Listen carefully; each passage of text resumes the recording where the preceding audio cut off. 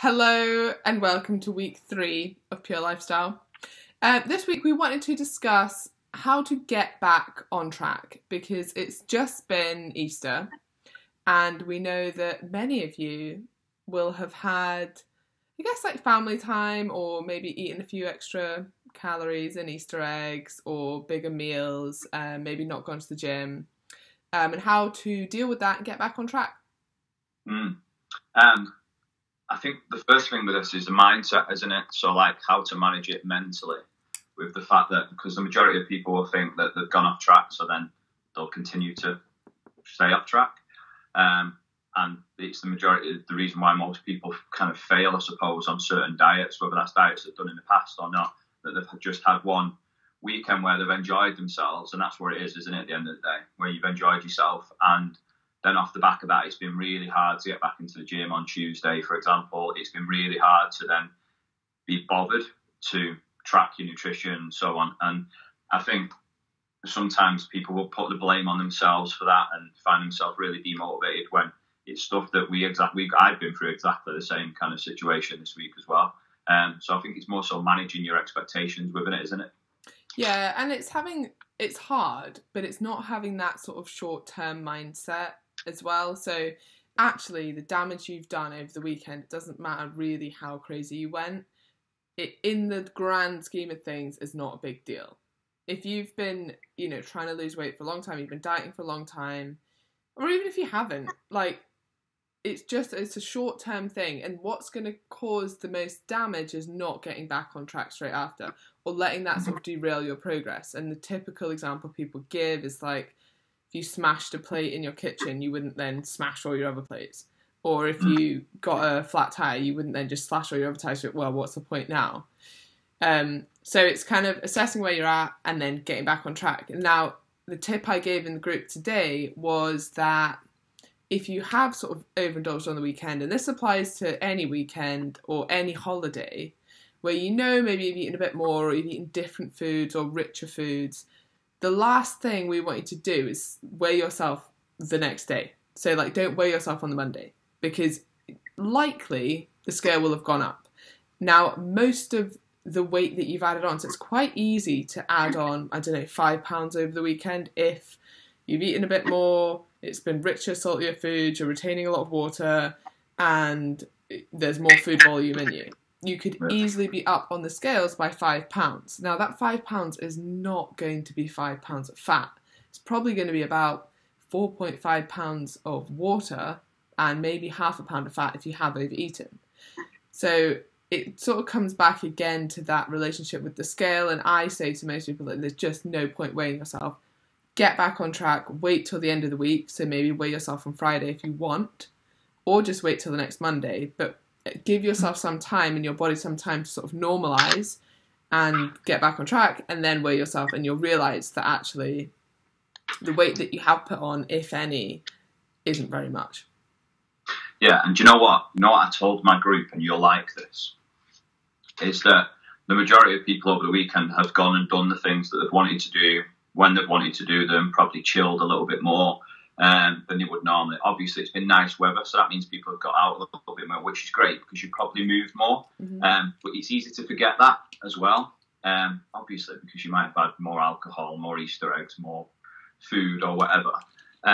So one of the first steps I told my group on, I'd done it on Monday night, should I say, was to just make a list of things that they wanted to do and get out of this week that they feel like would put them in a bit of a more positive mindset.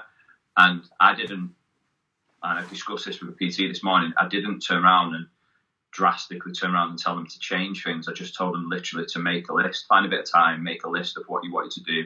And that might have been non-nutrition, non-exercise related lists that make you feel better, but more so putting you in a more positive mind frame that you're doing things and ticking things off, and that by Friday you're probably going to feel better about everything, and then you can just kick on with it.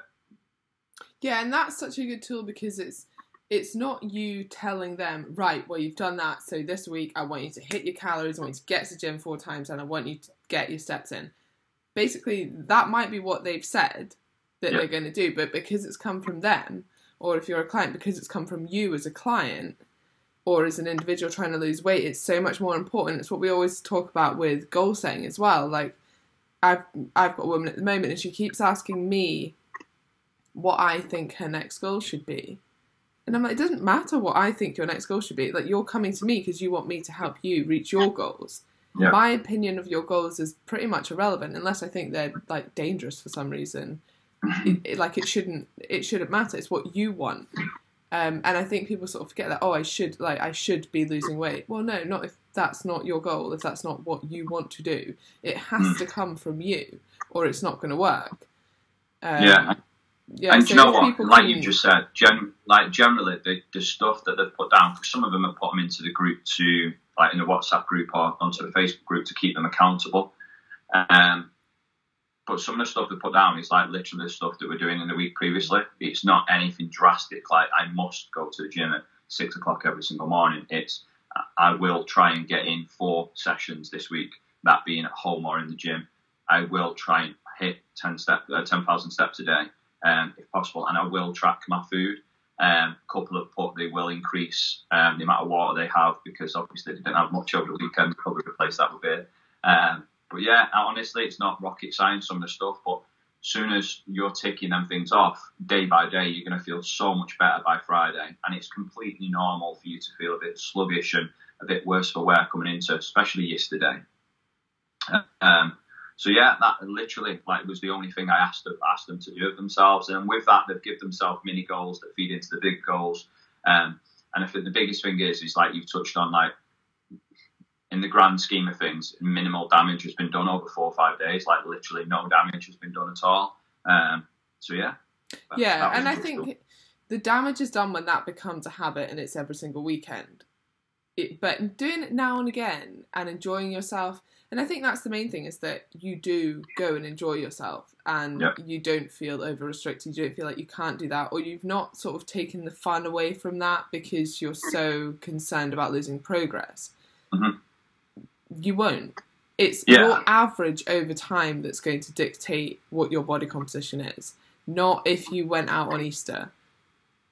No, you're right. And something else I wanted to touch on, because I think it would be relevant to a hell of a lot of people in the group, is that I find with a hell of a lot of females that I've trained in the past, and even now recently, that the school holidays have just happened or are currently happening. So that also will probably take most people off track, and that's also okay. And the reason why it's okay is because although you might not get to the end of 2 weeks and feel like you've enjoyed them with your kids because they've probably been walking all over you, but it's time with your family and time with your kids, and like in the bigger picture, it's like obviously you should be enjoying that time. Like some of the things you come into my group I've not tracked today, I've probably not had enough water. I know what I've eaten, or I've grabbed things on the go. Like, it's not the end of the world. It might have been 2 weeks, but if you can get back into a routine and it takes you back on track, then that's fine. I think absolutely. And it comes back to the why behind your goals as well. Like, you don't want to weigh a certain amount or look a certain way so that you can continue like being over restrictive and going to the gym all of the time. Really, you want to do that so that you can then enjoy the other time. So it's like you want to get in great shape so that you feel comfortable in a bikini, or you want to be fitter so you can run around with your kids on the school holidays. So remembering the why sort of brings it home. It's like, oh, okay, well actually, like, do you know what? I did go with my calories today and I didn't drink enough water and maybe I had a few too many beers. But the reason I could get in a bikini and like go into the sea with my kids and like maybe I ate a few too many ice creams, but the reason I could do that is because I've been dieting and because I feel confident in my body, and because I'm fit enough and healthy enough to run around with my kids and staying up to speed with them and things. So really it's positive, but it's just very hard to take that step back and be like, oh, actually, this is why I do all of this. Yeah. No, I agree. And like some of the things, don't get me wrong, some of the things are avoidable. Like you could potentially meal prep the night before for the next day. You could be prepared, but the average person will not have time to do that, or will choose to do other things over that, or they might be busy or so on. So I think more so is if you're faced with this again, because you've got school holidays coming up again, you've got another 2 bank holidays coming up again, you've got summer coming up where you'll be on a holiday, like it's completely, like we said at the start, it's managing the expectations. And if you're if your goal is time constrained, so if you have a specific goal because you've got a holiday coming up, then maybe you have to be a little bit more mindful, and maybe you have to tighten things up where, I don't know, where you would normally have a dessert with the kids, or you would normally have a week, 2 days on the beer at weekends on the bank holiday, or whatever that may be. Maybe you have to be a little bit more mindful. But if you don't, and you understand that this is over time anyway, then it should be, with them things coming up, it should be quite easy for you to plan and manage, which will therefore help with your mindset, because so many people would have gone through this weekend and then gone into the rest of this week and thought, we'll sack it, let's go through the rest of this week kind of eating and doing what I want and not going to the gym because it's going to make me uncomfortable because I feel like crap, and I'll start again next Monday. That, or the other side of it where, oh my god, I've totally overindulged on the weekend, I'm just going to try and eat 500 calories a day and go to the gym twice a day, which is equally bad, because both of them just turn into this sort of spiral. So you're over, like, you cannot sustain that, so then you end up getting way over hungry and binging out again, and then you over restrict again because you feel bad about how much you ate, and then it turns into an awful cycle. So really what we want is for you to just get back on track to where you were before. And I think this message gets a little bit misinterpreted, or even not even misinterpreted, but like we do give a slightly mixed message here, because often we'll say, okay, well, if you go over one day, well, you can just cut back the next day, then your weekly average is the same.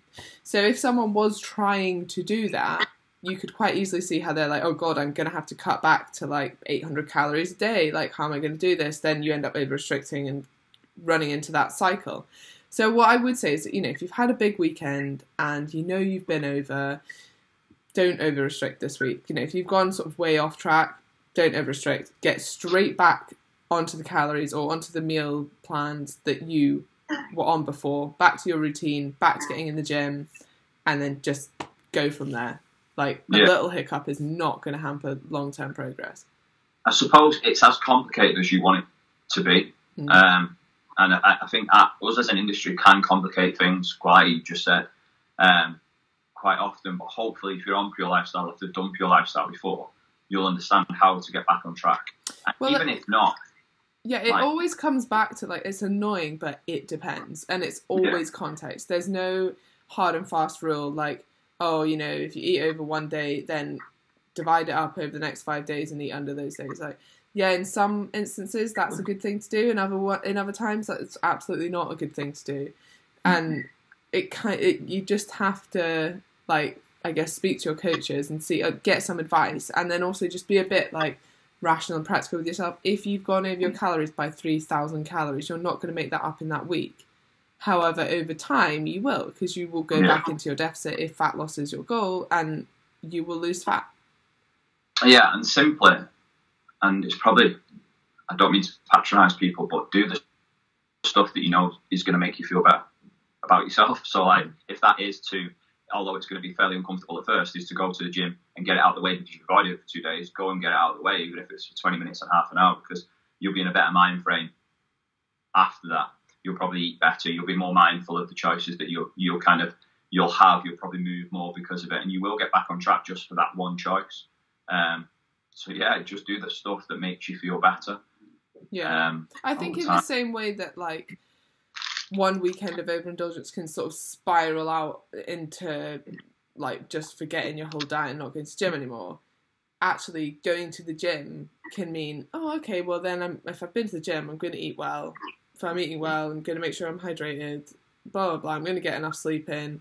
So you can use that notion in a positive way as well, or that sort of characteristic that we tend to, like, as soon as one thing goes wrong, we think, oh, just throw in the towel. Well, if you're making an effort to make one thing right, may as well do all the other things right as well. Yep, 100%. I'm just trying to think of what can the average person do to just apply things to their life this week that's going to make them feel better next week and get on track. But I kind of think we've covered them. Like, obviously the stuff that you potentially don't enjoy 100% to do, but like we just said, get into the gym, get that first session out of the way. Maybe it's a case of that you're Fitbit or you've not tracked steps for a few days because you've kicked it to one side whilst the weekend's been on. You put that back on and you start recording that. Will probably put you in a more positive mindset. just drinking more water will probably put you in a more positive mindset, especially at your desk at work, to make you feel better. Getting some fruit and vegetables, Yeah, I just think basically getting back on track to what you were doing before, being accountable to someone is good. Like, even if you just tell your partner, like, look, from today, I'm back on track, or put it in the group, be like, right, I'm starting again today. Whatever you need to make yourself a little bit more accountable really, really helps as well. Yeah. I think, is that more or less it? We've kind of covered all the stuff we wanted to talk about, didn't we? And then obviously, if people watching this are starting to think, right, well, if I've got 2 bank holidays and summer coming up and another kid's holiday, or I've got, I don't know, bloody hen nights or whatever coming up, how can I limit the damage so I don't go too far off track? We've done a week 3 video, haven't we, where we start to talk about not feeling isolated in that type of environment, what to do to plan for things, so it doesn't look like you're on the diet or you have to eat a salad while everyone else is tucking into a carvery. We've kind of gone through that in the week 3 video already. Mm-hmm. So this today has been more so, how can you get back on track more mentally and get into a bit of a routine? Yeah, I will post back the week 3 video as well. And yeah, I think there's just so many good choices that can be made now that because it's the school holidays, or because you're not going to be able to get to the gym. There's loads of home workouts you can do. There's just so many ways. If you want to find a way, you will easily find one. That's the thing for me. Like, sorry to cut you off then, but that is the thing.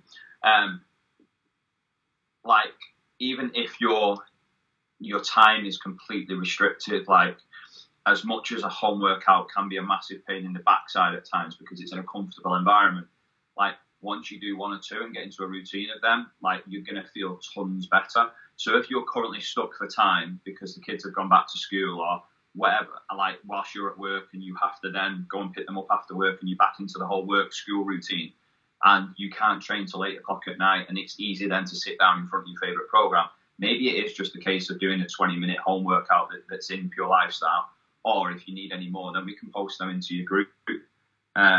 But that on its own will put you in a more positive mindset instead of having to go to the gym. So yeah. Agreed. Right, we shall let you go and enjoy your positive week.